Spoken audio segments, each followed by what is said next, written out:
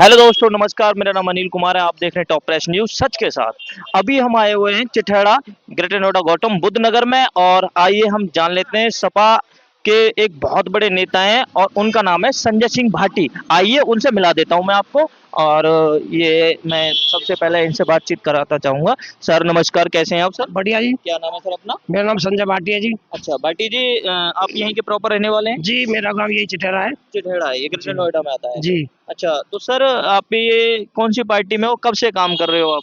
मैं सन 2009 से Samajwadi party join किया था हाँ। और तभी से समाजवादी पार्टी के लिए मैं एक छोटा सा कार्यकर्ता हूँ। अच्छा। मेरे राजनीतिक गुरु राजकुमार भाटी हैं, जो हाँ। राष्ट्रीय प्रवक्ता है। हाँ। उनके साथ मिलकर मैं जो लोगों की, गरीबों की, तहसील की, कलेक्ट्रेट की, अथॉरिटी की जो समस्या है उनके उनके लिए तन मन धन से उनके लिए तैयार रहता हूँ, काम करता हूँ।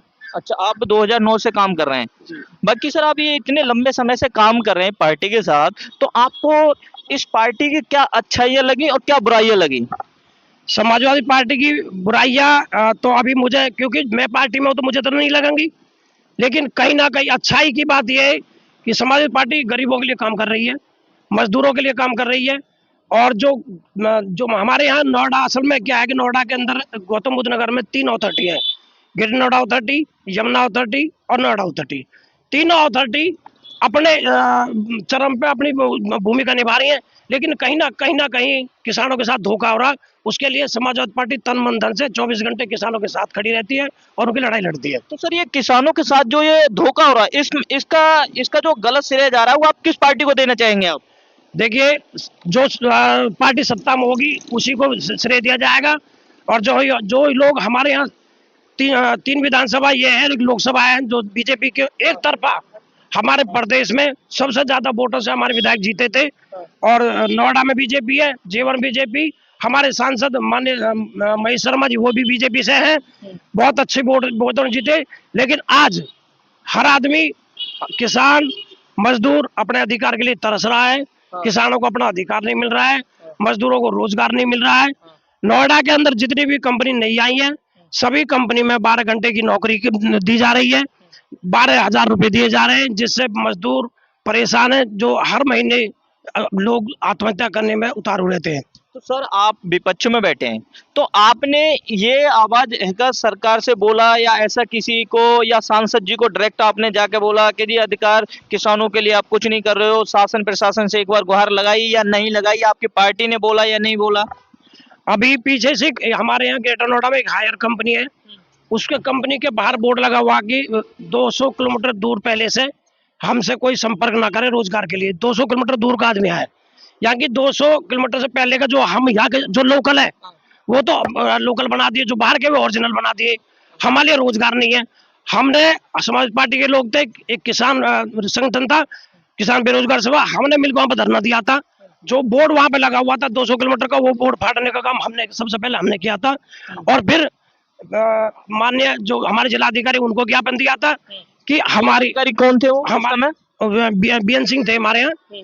तो उन्होंने उनको ज्ञापन दिया था कि हमारी, लिखित में दिया था सर? आपने मौके वार्तालाप ऐसे ही कर लिया था आपने जो? किसान बेरोजगार सभा समाज पार्टी ने मिलकर वो आंदोलन किया था। अच्छा। और वो लिखित में भी दिया था कि हमारी जो ये मांग है कि 200 किलोमीटर दूर के जो सभी कंपनियों से बोर्ड हटाए जाए, ताकि हमारे जिले के जो बेरोजगार लोग हैं, जो संघर्ष कर रहे हैं लोग, उनको जॉब दी जाए।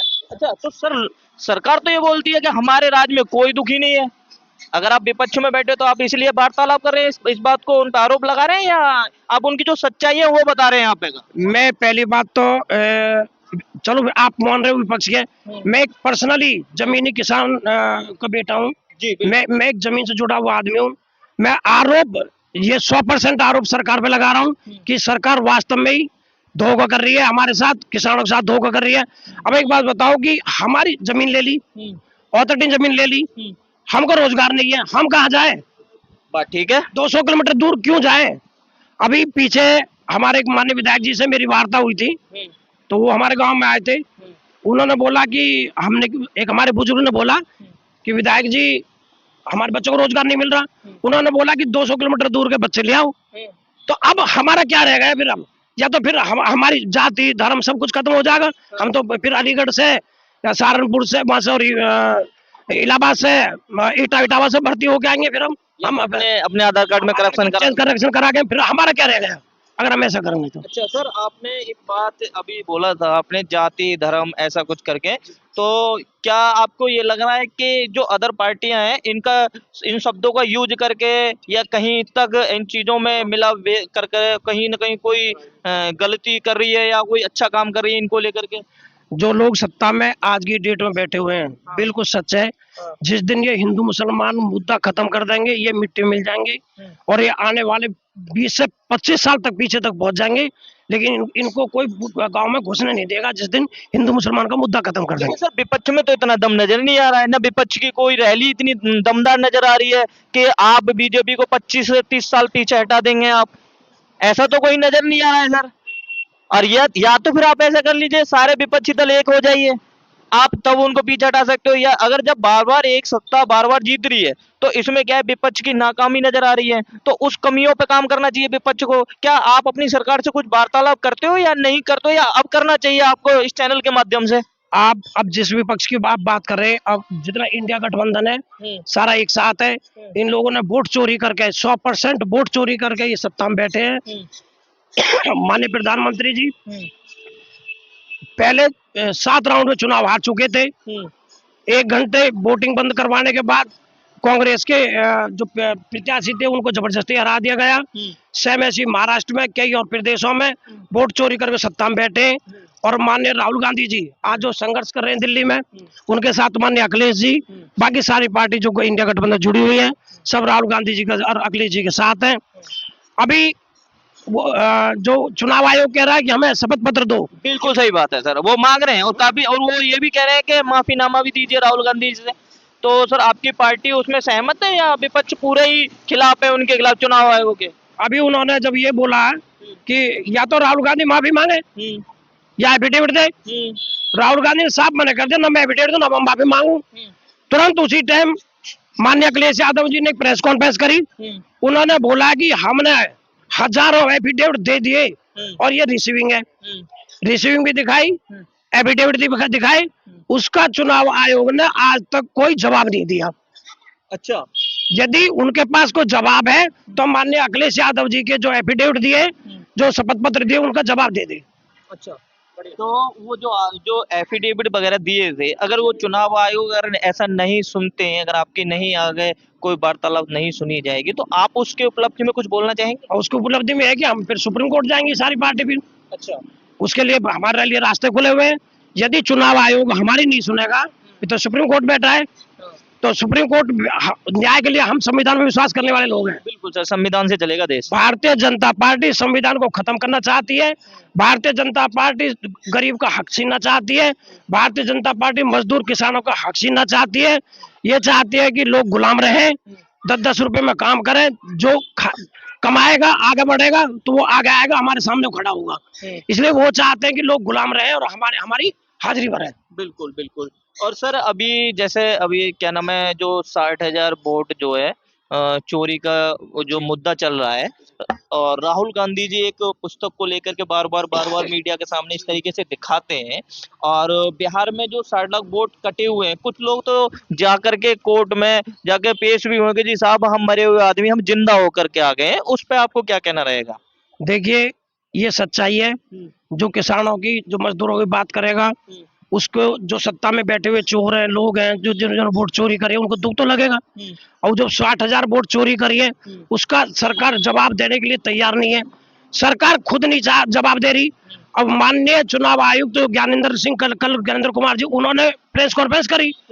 वो ये कह रहे हैं कि हम वीडियोग्राफिंग नहीं दे सकते। माननीय राहुल गांधी कह रहे हैं उसकी वीडियोग्राफिंग दिखा दो, तो वो कह रहे हैं हम नहीं दिखा सकते। उसमें बहन बेटी जो वोट गिर रही है, क्या बहन बेटी हमारी बहन है, हमारी माता है जो वोट गिर रही है, यदि वो वोट गिरते हुए दिखाया जाए तो उसमें क्या गलत है वीडियो मांगने में? कोई बाथरूम की वीडियो या घर की पर्सनल वीडियो तो मांग नहीं रहे, बिल्कुल बात सही है सर। बूथ की तो वीडियो मांग रहे हैं। क्यों? तो चुनाव आयोग देने में, वीडियो देने में क्यों कतरा रहा है? तो ये कहीं ना कहीं भ्रष्टाचार है। बिल्कुल सर, ऐसा क्या है उसमें जब राहुल गांधी जी जो उस वीडियो से क्या साबित कर लेंगे सरकार के खिलाफ, या चुनाव आयोग अगर वीडियो नहीं दे रहा है तो वो क्यों नहीं दे रहा है? वो सारे लोग चुनाव आयोग सरकार से लिप्त है, सारे भ्रष्टाचारी हैं, सारे लोग कल जो प्रेस कॉन्फ्रेंस कर रहे थे माननीय जो चुनाव आयोग से, उनके सारे बेटे बेटी सब अधिकारी हैं, सब अपनी साठगांठ बैठाए हुए हैं। वीडियोग्राफी इसलिए नहीं दे रहे कि उसमें दूध का दूध और पानी का पानी साफ हो जाएगा और ये सरकार फंस जाएगी। वोट चोरी कहाँ हुई है? तो सर एक ही रूम में 80-80 90-90 लोग एक ही रूम में दिखा रखे कि एक घर एक है, 90 लोग उसमें रह रहे हैं। वोट है नहीं, फर्जी वोट पड़ रहे हैं वहां पे। तो ये कहीं ना कहीं गोलमाल है नहीं यार। तो सर मैं और अगर आप बात कर लेते हैं, आपने बहुत अच्छा बोला पार्टी और विपक्ष को लेकर के। अभी हम वार्तालाप कर लेते हैं एजुकेशन को लेकर। उत्तर प्रदेश की जो एजुकेशन है किस माहौल में बैठी है सर? बाकी एजुकेशन पे बात कर लेते हैं और हमारे जो स्वास्थ्य पे बात कर लेते हैं। ठीक है, हम स्वास्थ्य में और एजुकेशन के मामले में उत्तर प्रदेश सरकार क्या कर रही है और कहाँ हम किस लेवल पे बैठे हैं, इस पे एक बार और वार्तालाप कर लेते हैं। मैं आपको मीडिया के माध्यम से मैं सरकार से ये पूछना चाहता हूँ कि देश के अंदर सन 2014 से एक भी कॉलेज बनाया हो तो सरकार बता दे। एक भी बीजेपी वाले डंका बजा के बोलते हैं कि हमने इतना काम किया है मैं सर। आपके माध्यम से पूछना चाह रहा हूँ, सरकार बताए कि देश के अंदर एक भी कहीं कॉलेज बनाया हुआ है, कोई एक बड़ी सरकारी अस्पताल बनाई हुआ है, शिक्षा कोई तो बताए। सरकार केवल झूठा ढोल पीटती है, जो झूठी बातें करती है। कोई कुछ शिक्षा के नाम पर कोई कहीं कुछ नहीं है। जो कांग्रेस ने और माननीय अखिलेश जी ने जो स्कूल बना दिए, जो कॉलेज बना दिए, उसके बाद आज तक एक भी स्कूल नहीं बनाया। 2-4 बनाए हैं, विकल्प मायावती जी ने बनाए हैं, हमारे जिले में बनाए हैं। तो मायावती जी का राज कैसा लगा? मायावती का राज अपनी जगह ठीक था और हमारे गांव के पास के बादलपुर गांव की रहने वाली है, हमारे पड़ोस की रहने वाली है। बहुत अच्छा राज किया था, लेकिन उनका कहीं ना कहीं उनका जो घमंड था, पैसे लेकर टिकट बांटना, उनका घमंड उनकी पार्टी को लेट हुआ। अच्छा, तो इसलिए वो सत्ता में नहीं है। सत्ता में नहीं है। अच्छा, देखो दोस्तों, आप देख रहे हैं टॉप प्रेस न्यूज, कैमरामैन बादल जी के साथ। धन्यवाद, नमस्कार।